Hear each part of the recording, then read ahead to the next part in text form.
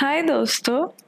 आज आप लोगों के सामने मैं एक बहुत ही इंटरेस्टिंग टॉपिक लेके आई हूँ। मुझे आप लोगों को कुछ दिस समझाना नहीं है, लेकिन मैंने सोचा ये बात मुझे कुछ ही दिन पहले पता चला है, तो क्यों ना आप लोगों को भी इसके बारे में थोड़ा सा जानकारी दे दूँ और थोड़ा सा आप लोगों के साथ अच्छे से डिस्कस कर लूँ ये बात।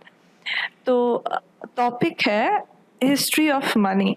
तो ये जो हम लोग पैसा हम लोग के जेबों में लेके हम लोग हमेशा ही घूमते हैं, आप लोग जानते हैं कि ये पैसा आया कहाँ से है, और इसका मतलब हमारे लाइफ में इतना जो इम्पोर्टेंस है, क्यों है वो इम्पोर्टेंस, और कैसे कैसे ये पैसा इतना फ्लूइड है कि हम लोग मतलब जहाँ भी चाहे जैसे भी चाहे यूज कर सकते हैं। बस एक कागज का नोट ही तो है, वो एक बस एक कागज का नोट हम लोग निकाल के दे दिए और जो चाहे हम लोगों ने खरीद लिया।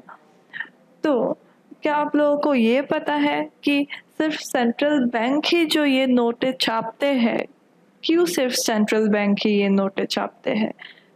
हर हर कोई बैंक क्यों नहीं छापता है ऐसा नोट, ताकि हम लोग मतलब ज्यादा से ज्यादा पैसा यूज कर सके हमारे डे टू डे लाइफ में।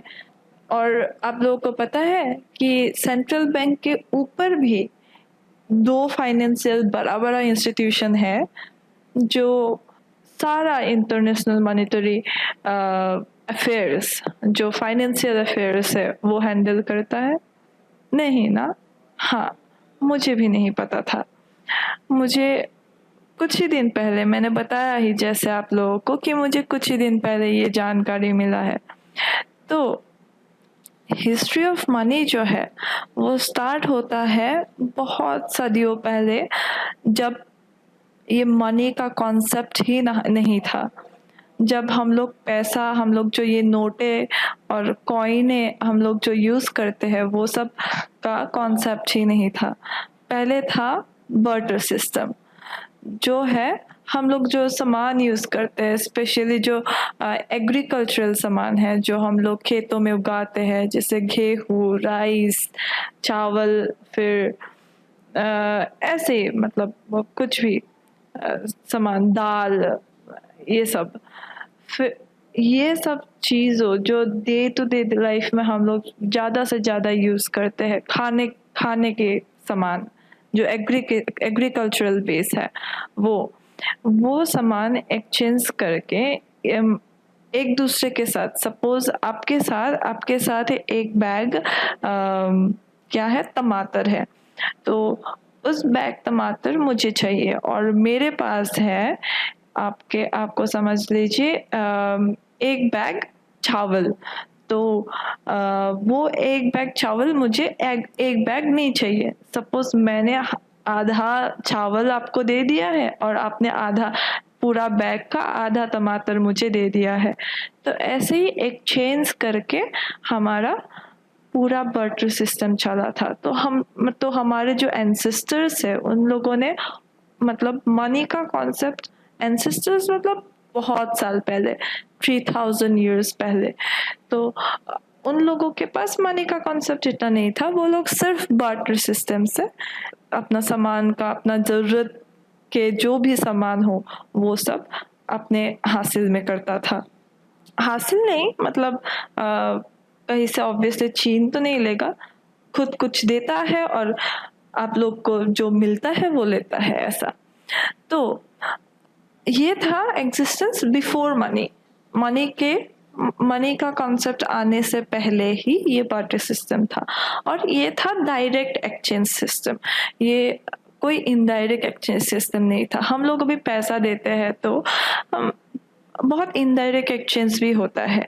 सपोज हम लोग बैंक से हमारे अभी आजकल 21st सेंचुरी में जो हो गया है कि गूगल पे हम लोग यूज करते हैं, तो ये थोड़ी ना डायरेक्ट एक्सचेंज है। हम लोग पैसा हाथ में थोड़ी ना देते हैं, ये तो हम लोग गूगल पे से करते हैं या बैंक ट्रांसफर करते हैं, मनी पैसा देते हैं। पैसा एक एक नोट ही तो है, एक कागज ही है।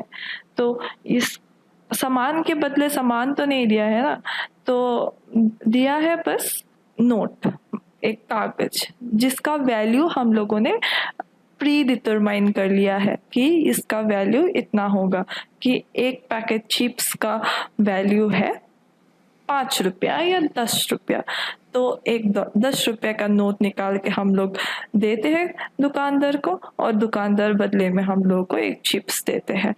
तो लेकिन इसमें था कि हम लोगों के पास अगर एक आलू हो और बदले में हमें एक पैकेट चिप चाहिए सपोज कि, तो हम लोगों को एक आलू देना पड़ेगा और उसके बदले में हमें चिप्स लेना पड़ेगा। तो ये था direct exchange of goods and services. और ये मोस्टली मैंने आप लोगों को जैसे बताया ही कि ये मोस्टली डिपेंडेंट अपन था कि एग्रीकल्चरल सेक्टर में। तो मतलब पहले हम लोग का ऐसे, अभी पेट्रोलियम नहीं निकला था पहले, तो पेट्रोलियम नहीं निकला था तो गाड़ी इंजन वगैरह का तो कोई सवाल ही नहीं उठता है। तो पेट्रोलियम नहीं था, मतलब क्या इन्वेंट नहीं किया था किसी ने, था ऑब्वियसली था, लेकिन इन्वेंट किसी ने नहीं किया था। तो गाड़ी इंजन ये सब का तो कोई सवाल ही नहीं बनता है। सब लोग पैदल ही जाते थे, सब लोग पैदल ही खाना ढूंढते थे, सिर्फ शिकार करके खाते थे लोग। So that is it. तो बार्टर सिस्टम था ये। तो आप लोगों को मैं नेक्स्ट बताना चाहती हूँ कि बार्टर सिस्टम के बाद आया, लोग डिफाइन करने लग गए कि कैसा कैसा मीडियम ऑफ एक्सचेंज हो सकता है, कि कौन सा चीज़ वैल्यूएबल है हमारे धरती पे, कि कौन सा चीज़ ज़्यादा वैल्यूएबल है। गोल्ड है, फिर सिल्वर है।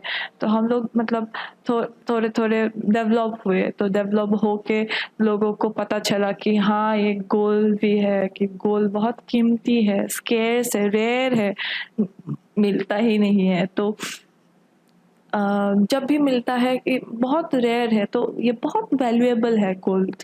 तो जैसे ये इतना वैल्यूएबल है, तो हम लोग मीडियम ऑफ एक्सचेंज गोल्ड करने लग गए। मतलब तब तक पैसा नहीं आया था, पैसा का वो कॉन्सेप्ट नहीं आया था। तो तब था गोल्ड। गोल्ड मतलब सोना। सोना मतलब आपका बहुत ही कीमती चीज़ है। आज भी बहुत कीमती चीज़ है सोना। और सोना लोग समझने लग गए कि सोना लास्ट करते हैं।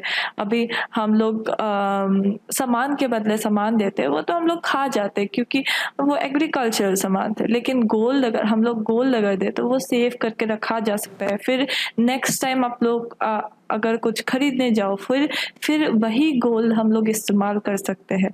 तो लोग सोचने लगे कि गोल्ड को मीडियम ऑफ एक्सचेंज करके माना जाए, और इसका कोई मतलब प्रॉब्लम भी नहीं है, ये ड्यूरेबल है, मतलब लॉन्ग लास्टिंग है, स्केर्स भी है, मतलब मिलता नहीं है इतना जल्दी, लेकिन कीमती बहुत है। तो इसलिए मीडियम ऑफ एक्सचेंज गोल्ड करना स्टार्ट कर दिया। फिर गोल्ड तो इतना तो था नहीं क्योंकि रेयर है, तो गोल्ड को फिर कंसेप्ट आया कि गोल्ड को स्टैंडर्ड बनाया जाए, कि गोल्ड को एक स्टैंडर्ड करके रखा जाए। और फिर आया पेपर करेंसी का आपका मतलब कॉन्सेप्ट आया। पेपर करेंसी 600 बीसी में लिंडिया का जो राजा थे, उन्होंने पहला ऑफिशियल करेंसी निकाला था। और उसमें से ही स्टार्ट हुआ कि पेपर बिल। उसके बाद चाइना ने पहली बार 619 बीसी से 907 बीसी तक चाइनीज जो लोग हैं उन लोगों ने पेपर मनी इस्तेमाल करना शुरू कर दिया। और पेपर करेंसी में क्या सुविधाएं हैं उन लोग रियलाइज करना स्टार्ट किया। उन लोगों ने एहसास करना स्टार्ट कर दिया कि हाँ पेपर बिल तो ज़्यादा अच्छा है गोल्ड से, क्योंकि इसको जितना हो सके हम लोग बना सकते हैं, खुद बना सकते हैं। वो पेपर हम लोग प्रिंट करके जितना हो सके हम लोग बना सकते हैं। फिर फ्लूइड है, फिर हम लोग मतलब जैसे भी जहाँ भी हो, ऐसा नहीं है कि गोल्ड हमारे पास ही है, कि इतना इतना रेयर है कि हमारे पास है लेकिन तुम लोगों के पास नहीं भी हो सकता है। किसी सपोज अमेरिका के पास गोल्ड ज़्यादा है और हमारे पास सपोज थर्ड वर्ल्ड कंट्रीज जो है उन लोगों के पास गोल्ड नहीं भी हो सकता है, तो वो लोग खाना कैसे खाएंगे? वो लोग खाना नहीं खाएंगे क्या? ऑब्वियसली खाएंगे। तो पेपर बिल का कॉन्सेप्ट सब लोगों को अच्छा लगा, तो पेपर बिल आया इन परफॉर्मेंस। तो पेपर बिल है फ्लूइड इतना, तो सब लोग ही मतलब प्रोड्यूस कर सकते हैं, प्रिंट कर सकते हैं। फिर पेपर बिल है कि इजी टू ट्रांसपोर्ट, तो हम लोग इजी टू ट्रांसपोर्ट हो सकता है, मतलब हम लोग इधर से उधर जल्दी ही सामान का लेन देन कर सकते हैं, ज़्यादा टाइम भी नहीं लगता है इतना। और हम लोग अभी तो ये भी करते हैं कि हम लोग इंडिया से सपोज यूएसए जा रहे हैं, हम लोग को इंडिया से यूएसए का नोट निकाल के थोड़ी ना जाना पड़ता है, नहीं ना, हम लोग इंडिया के नोट लेकर ही यूएसए जाते हैं। फिर यूएसए में हम लोग वहाँ पे सपोज कहीं पे एक सेंटर पे हम लोग का जो इंडिया का नोट है वो नोट हम लोग को देना पड़ता है, उसके बदले में हम लोग को जितना यूएसए का नोट डॉलर मिलता है उतना डॉलर हम लोग लेते हैं पॉकेट में और हम लोग घूमते हैं आराम से। नहीं, ऐसा है। तो और के बाद आया कंसेप्ट ऑफ बैंक। फिर बैंक का अनलिमिटेड सप्लाई है, हो सकता है। तो इसी तरह से पेपर बिल का एग्जिस्टेंस मतलब हम लोग करने लगे। तो एग्जिस्टेंस पेपर बिल का होने के बाद तो ऐसा तो नहीं है कि सब लोग मतलब ऐसा नोट छाप देंगे तो कॉन्फ्लिक्ट हो जाएगा। इनफैक्ट हुआ भी, बहुत कॉन्फ्लिक्ट पहले हो गया था कि सब लोगों का अपना अपना करेंसी है और अभी करेंसी वॉर्स होने लग गया। तो करेंसी के बीच मतलब सपोज चाइना, जापान, फिर आप यूएसए, फिर फ्रांस, इन सब कंट्री के अपना अपना करेंसी है।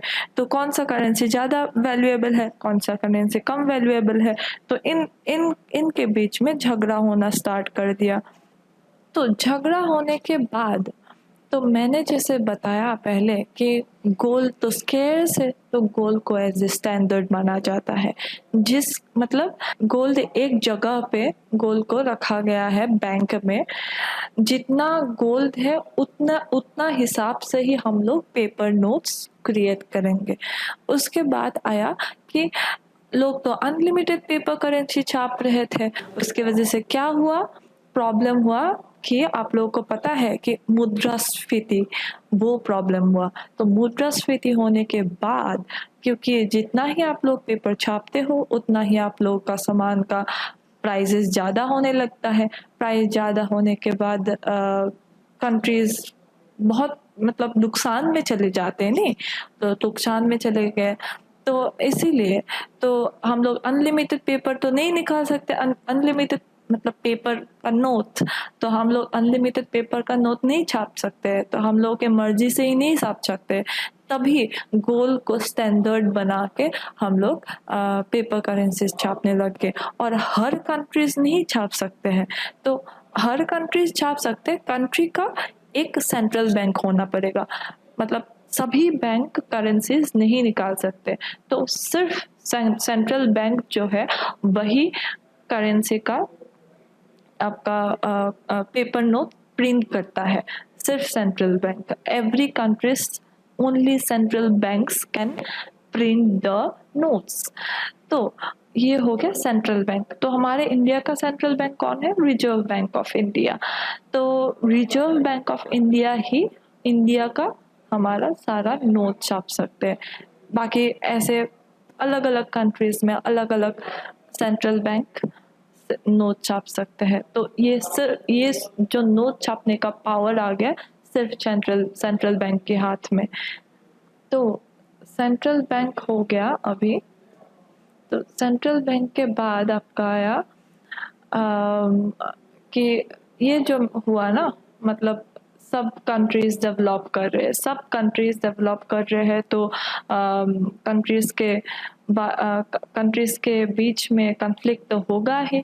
तो fear of countries developing their own currency in 1944 में ये जो फियर आया कि हाँ, सब लोग अपना अपना करेंसी डेवलप कर रहे हैं, तो इसीलिए आपका गोल्ड को स्टैंडर्ड माना गया और आपका सेंट्रल बैंक को पावर दिया गया कि वही सिर्फ नोट छाप सकते हैं। तो फिर क्या हुआ कि जो सेंट्रल बैंक को तो पावर दिया ही गया, लेकिन उसके बाद हुआ कि ये सारे जो नोट्स है तो उनका तो एक बेस वैल्यू होना होगा ना। तो ये बेस वैल्यू जो है, all currencies linked to the US dollar and dollar linked to the gold. तो ये सारा जो करेंसीज है, तो इन सब करेंसी यूएस डॉलर पे लिंक हो गए कि यूएस डॉलर को बेस माना जाएगा, क्योंकि वो लोग पावरफुल थे ऑब्वियसली। तो वो लोग पावरफुल अभी भी है, लेकिन अभी का स्टेज हमारा कुछ अलग है, चाइना का स्टेज अलग है, यूएस का स्टेज अलग है। तो यूएस डॉलर को अभी भी हम लोग यूएस डॉलर को स्टैंडर्डाइज मानते हैं, क्योंकि यूएस डॉलर आज का आपका इंडिया के हिसाब से अगर बताया जाए कि 75 रुपीस होता है, तो 1 US डॉलर का वैल्यू बहुत ज़्यादा है।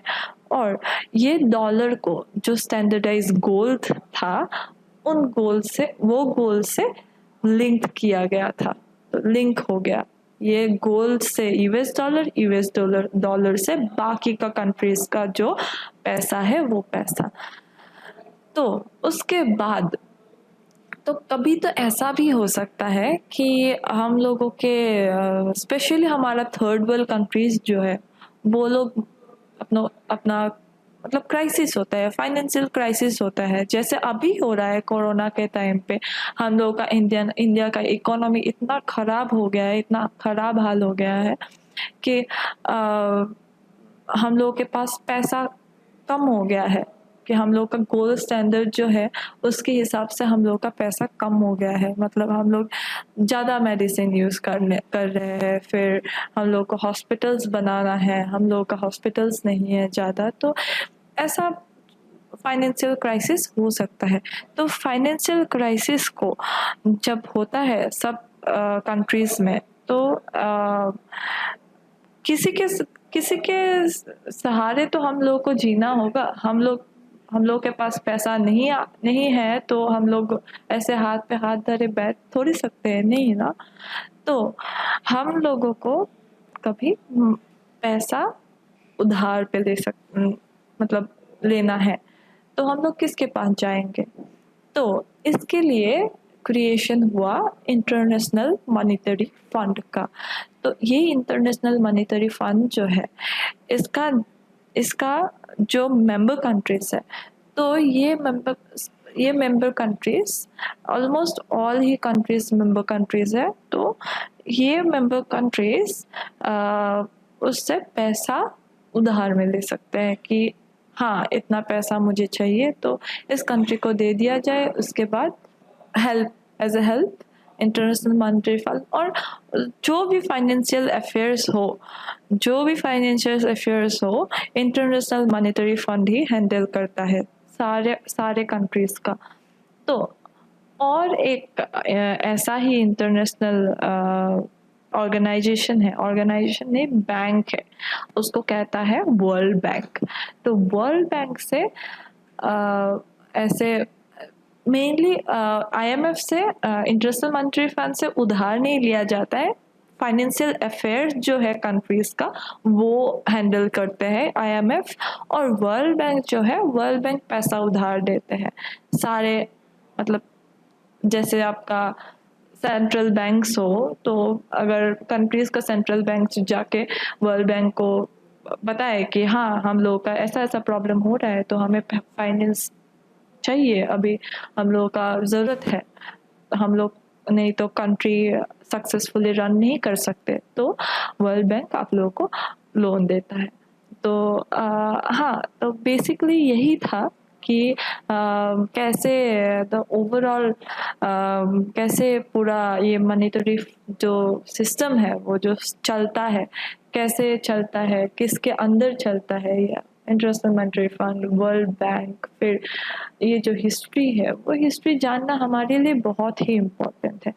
और इसके बाद आया आपका हमारा 21st सेंचुरी। तो 21st सेंचुरी में क्या हुआ, हम लोग ये नोट वगैरह तो हम लोग यूज़ करते ही है, लेकिन नोटों के ऊपर हम लोगों को क्या इंट्रोड्यूस किया 21st सेंचुरी ने, ये है कि हम लोग जो डिजिटल पेमेंट्स करते हैं, ऑनलाइन मोड से पेमेंट्स करते हैं, वो है आप लोगों का गूगल पे, पेटीएम, फोन पे। हम लोग आजकल घर पे बैठे बैठे ही कितने सारे अपने अपने को पैसा दे देते हैं। अभी हम लोग सपोज मेरा बर्थडे है या आपका बर्थडे है और आप मेरा कजिन है, तो मुझे अगर आपको गिफ्ट देना है तो मैं डायरेक्टली गिफ्ट खरीद के नहीं भी दे सकती हूँ, या गिफ्ट खरीद के दे दूँ कि अमेज़न से ऑर्डर कर दिया, पैसा अमेज़न को दे दिया, अमेज़न घर पहुँच गया आपका, आपको गिफ्ट मिल गया। नहीं तो आपको मुझे अगर मुझे नहीं पता है आपका चॉइसेस कि आपको क्या चाहिए, तो मैं डायरेक्टली आपको पैसा भेज दूंगी डायरेक्टली गूगल पे से या पेटीएम से या फोन पे से आपको पैसा भेज दूंगी, आप खरीद लीजिए आपका मनपसंद का जो भी चाहिए। तो यही हो गया है। उसके बाद आया रिसेंट इन्वेंट किया हुआ एक कॉइन जो है बिटकॉइन, जो जिसका हम लोग अभी तो पैसे का एटलीस्ट फिजिकल प्रेजेंस है। जो बिटकॉइन का कंसेप्ट है उसका फिजिकल प्रेजेंस नहीं है, वो पूरा वर्चुअल वर्ल्ड में ही एग्जिस्ट करता है। और बिटकॉइन का कंसेप्ट थोड़ा सा हटके है, उसको लेके मैं बाद में आऊंगी आप लोगों के पास। लेकिन आज के लिए यही काफ़ी है। धन्यवाद, शुक्रिया। होपफुली आप लोगों को थोड़ा सा हमारे हिस्ट्री के बारे में पता चल गया है, हम लोग पैसा कैसे यूज़ करते हैं, कहाँ से आया है पैसा, फिर वाटर सिस्टम, फिर आया gold standard, paper bill, all that stuff. So या मुझे लगा है कि आप लोगों को फ़ायदा हुआ है मेरे ये वीडियो सुन के। Thank you.